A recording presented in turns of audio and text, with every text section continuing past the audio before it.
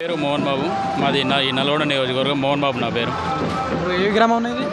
మాది నల్గొండ నియోజకవర్గంలో జీఏడీలు గ్రామం. మాది కనగల్ మండలం. నల్గొండ నియోజకవర్గం. ఎమ్మెల్యే మాకు స్థానిక ఎమ్మెల్యే ఇప్పుడు ఇంతకుముందు కంచాలో భూపాలరెడ్డి ఉండే. అయితే ఆయన ఫస్ట్ నుంచి అయినా నిధులు అవి ఆయన ఇచ్చిన హామీలు అయినా ఏవైనా నెరవేర్చలేదు.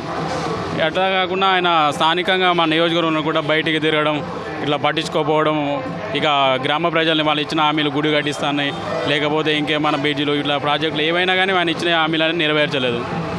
ఇక మాజీ ఎమ్మెల్యే కోమరెడ్డి ఉన్నా కానీ ఆ 4 ఏళ్ళు పరిపాలన చేసినా కానీ ఆయన కూడా ఒక్కసారి కూడా ఈ మంత్రి కూడా చేసినాడు. ఆయన చేసినా కానీ ఆయన నిధులు మా నియోజకవర్గంలో ఏం పట్టించుకోకపోవడం, ఏమన్నా ఆయన నమ్ముకున్న 1-2 జనాల వరకే పట్టించుకోవడం, అంతా జనం వల్ల అంత ఎక్కువ పబ్లిసిటీ అంత చేయలేదు. పబ్లిసిటీ చేసుకోవడం ఎక్కువ ఉన్నది. మరి ఇప్పుడు ఎలక్షన్స్ అయితే దగ్గర వచ్చిన ఎలక్షన్ కోడ్ ఇంటికి వచ్చింది. మనకు నవంబర్ 30 తారీఖున అయితే పోలింగ్ మనకైతే 40 నుంచి 45 రోజులు మాత్రమే టైం ఉంది. ఇప్పుడు నల్గొండ గడ్డపై అయితే మరొక 3 క్యాండిడేట్లు అయితే పోటీలో ఉన్నారు. అవును. ఈ చూసుకున్నట్టయితే బీఆర్ఎస్ నుంచి కంచర్ల భూపాలరెడ్డికి అయితే టికెట్ ఇచ్చారు. అవును. మన కాంగ్రెస్ నుంచి కొమరెడ్డి వెంకరెడ్డి అంటారు. బీజేపీ నుంచి మధవన్ శ్రీనివాస్ గౌడ్ అంటారు. ఈ ముగ్గురిట్లో ఏ నాయకుడు ఎంచుకుంటే మనకు మంచిగా? ఇప్పుడు అయితే ఇప్పుడు ఎప్పటి నుంచి అయినా రెడ్డిలు ఉన్నారు. ఇక్కడ రెడ్డిలే 2 పోటీ చేసినారు.